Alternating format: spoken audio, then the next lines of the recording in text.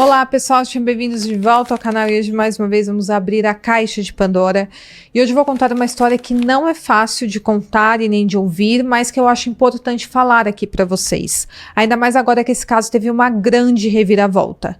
É sobre a história de Raquel Cantarelli. Essa brasileira enfrentou diversos desafios na Irlanda, ela lutou para proteger as suas filhas e ela ainda está batalhando para trazê-las de volta ao Brasil e agora teve uma grande reviravolta a favor da Raquel.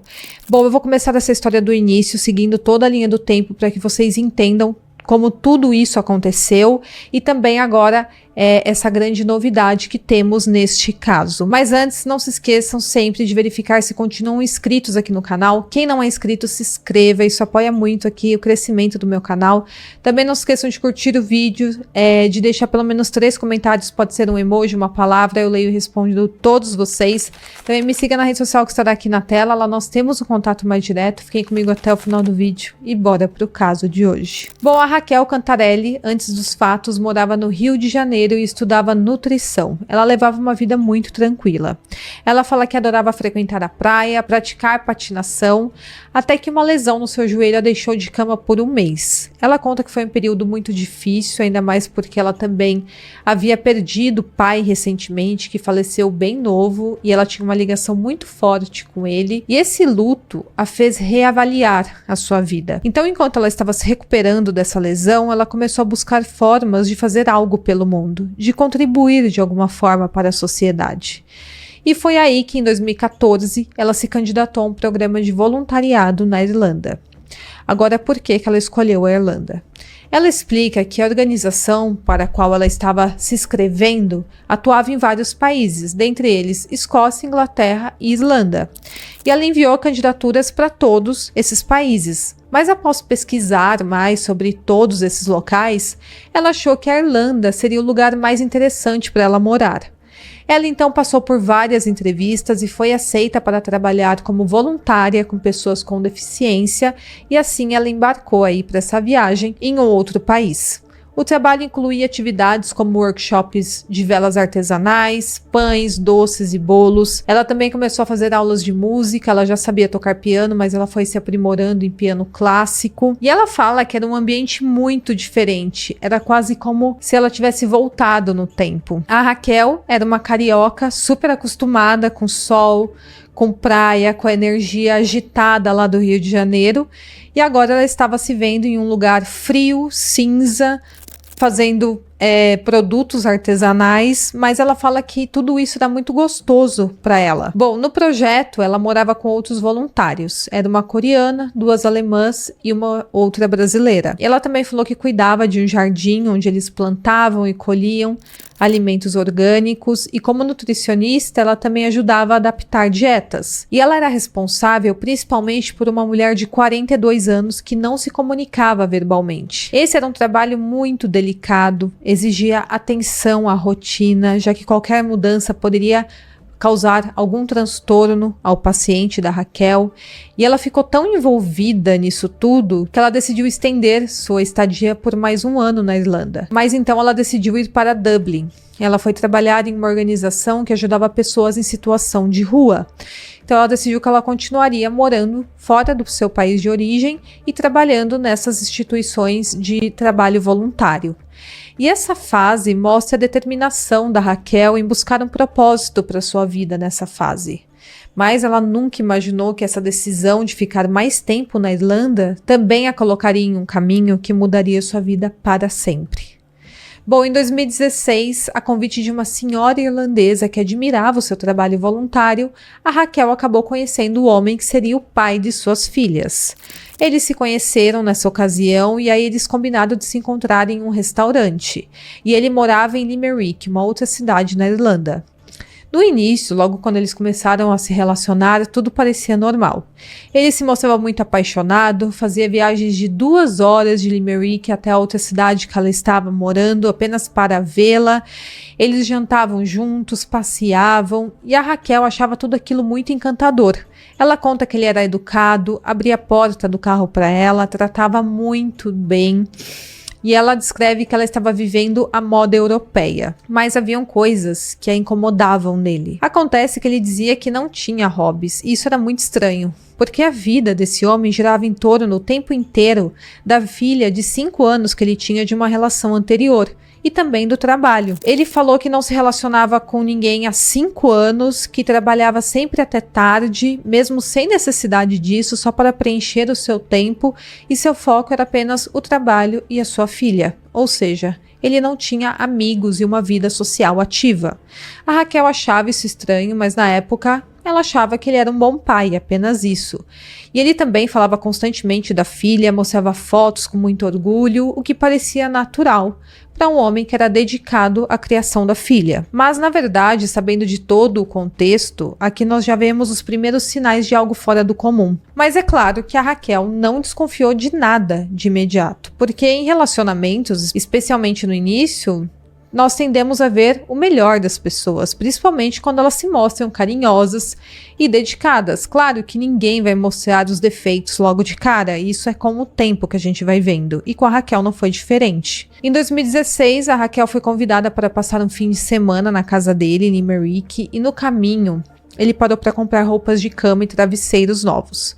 O que ela achou um tanto quanto curioso, ele escolher aquele momento para fazer isso. Mas ao chegar a casa do namorado, ela entendeu perfeitamente o motivo. Acontece que a casa era extremamente desorganizada e suja, com brinquedos quebrados espalhados por todos os locais, roupas sujas, a cozinha e o banheiro super mal cuidados, e ela fala que era um cenário de filme de terror. A Raquel é muito organizada e ela achou aquilo tudo muito estranho, mas ela também pensou que se tratava de um pai que era solteiro, que só trabalhava sem muito tempo, com uma criança pequena, mas na verdade essa bagunça parecia ir além do normal. E ele não demonstrava vergonha ou preocupação com o estado da casa. E na minha opinião, a nossa casa reflete diretamente o nosso estado de espírito. Para mim, não tem como uma pessoa com a cabeça organizada viver em um ambiente completamente desorganizado e sujo. Bom, apesar disso, a Raquel tentou pensar positivo. Ele era um homem solteiro há 5 anos, talvez não tivesse tido tempo ou ajuda para manter aquela casa organizada. Mas, ao longo do tempo, alguns comportamentos também começaram a chamar a atenção dela. Acontece que ele não era só um bom pai. Ele era obcecado pela filha mais velha. Ela passava muito tempo com ele, era quase como se ela morasse na casa. E ele não a deixava brincar com outras crianças no condomínio onde eles moravam, mesmo não tendo qualquer perigo. Ele insistia que o tempo com ela era só dele, sequer a Raquel poderia participar de alguns momentos. Nos playgrounds, quando a menina ia, ele ficava extremamente próximo a ela, mesmo ela tendo já 6 ou 7 anos, uma idade que ela poderia ter mais autonomia para brincar sozinha. Ela conta que ele infantilizava ainda mais a criança, dava comida na boca, a acompanhava ao banheiro para limpá-la, e a Raquel achava tudo aquilo muito exagerado. Ela chegou a tentar conversar com ele sobre isso, sugerindo que a menina precisava de uma certa independência para aprender a se cuidar sozinha, como fazer o básico, comer sozinha, se limpar no banheiro, mas ele rejeitava essa ideia. Ele dizia que era o momento dele com ela. Outra coisa que incomodava a Raquel era o comportamento dele no mercado e também nas farmácias. Acontece que ele passava muito tempo na seção de cremes e também produtos de cabelo. Ele ficava escolhendo a dedo, cheirando fragrâncias, especialmente comprando produtos para a filha.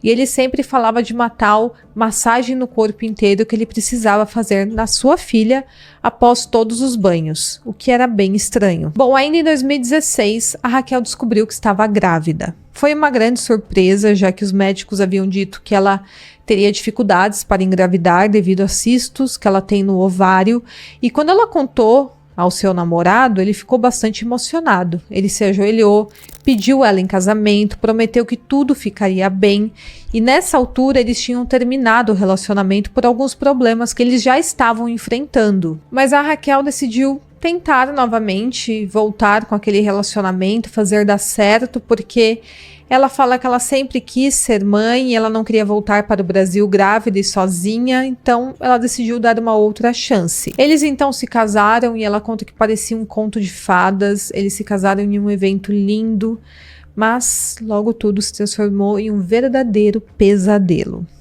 Bom, durante a gravidez, a Raquel enfrentou muito enjoo, o que tornava difícil a tarefa de limpar a casa, que era completamente desorganizada, conforme eu falei para vocês. Mesmo assim, ela tentava arrumar tudo, ela tinha aquele instinto de tentar fazer o ninho para a chegada da sua filha, que se chamaria Júlia. E o seu marido, no entanto, foi ficando cada vez mais distante. Ele ficava sempre focado na filha mais velha dele, que passava a maior parte do tempo com ele ou então na casa da avó. A Raquel notava que ele era obcecado por ela, muito além do normal. Mas ainda assim, no começo, ela tentava ver tudo isso como um amor paterno exagerado. Mas ela passou a ter algumas desconfianças. Acontece que uma noite, ela ouviu a filha mais velha do marido dizer o seguinte: pai, para, está doendo. Eles estavam no quarto da menina com a porta fechada nesse momento. A Raquel conta que ela não teve coragem de abrir a porta, então ela ficou apenas ouvindo por trás ali da porta fechada e ela ficou paralisada, em choque. E ela também estava grávida, então ela fala que ela teve um instinto de proteger o seu bebê que ainda estava na barriga. Ela não quis entrar em confronto com seu marido, saber exatamente o que estava acontecendo ali dentro. Mas ela ficou um pouco desconfiada com essa situação. E ela começou a conversar com a sua mãe, que estava aqui no Brasil, que passou a alertar a Raquel sobre essa anormalidade no comportamento do marido. Bom, o tempo passou e a Júlia nasceu e a Raquel ficou extremamente ocupada com os cuidados da sua bebê, e a filha mais velha do marido agora passava menos tempo na casa, o que deu a Raquel um breve período de alívio, mas o comportamento dele novamente começou a levantar várias bandeiras vermelhas. Ela conta que depois que a Júlia nasceu, ele demorava muito para trocar as fraldas da bebê, sempre com a porta do quarto encostada, o que parecia muito desnecessário, afinal eram apenas 3 pessoas ali na casa, o casal e uma bebê, não tinha por que fechar a porta. E ele queria trocar a fralda com constância, mesmo quando não tinha necessidade, e quando ele ia fazer esse processo, ele sempre estava sozinho e demorava muito. Uma vez, a Raquel, já desconfiada, subiu as escadas silenciosamente e abriu a porta. Nesse momento, ela viu o marido com a cabeça baixada, próximo das pernas da filha no trocador, que estava sem fralda. E a cabeça dele estava fazendo um movimento estranho. No momento em que ele percebeu que ela havia entrado no quarto, ele falou que estava apenas brincando, soprando a barriga da bebê. Mas o silêncio antes da sua entrada e também o movimento rápido da cabeça dele, que se levantou rapidamente, a deixaram um tanto quanto desconfiada. Antes de ela entrar no quarto, não havia barulho de brincadeira, de soprar a barriga da bebê, estava tudo em silêncio. Ele apenas começou essa brincadeira depois que ela entrou no quarto, como se estivesse disfarçando alguma coisa. A Raquel, diante disso, começou a tomar algumas precauções, como, por exemplo, trocar as fraldas da Júlia antes que o marido chegasse do trabalho, para evitar que ele ficasse sozinho com a bebê. Ele ficou bastante irritado com isso, insistindo em trocar as fraldas, mesmo quando não era necessário, mesmo quando a fralda estava limpa, mas a Raquel sempre falava que não precisava, porque a bebê já estava com a fralda trocada. A Raquel também notou que ele comprava vestidos para sua filha mais velha e a fazia desfilar com esses vestidos para ele, o que ela achava estranho. Além de falar constantemente sobre massagens corporais completas após o banho, sempre com a porta fechada com a sua filha mais velha. Esses momentos eram muito frequentes e ele justificava novamente que era o momento dele com a filha mais velha dele, então a Raquel não poderia participar. E as suspeitas de abuso começaram a crescer.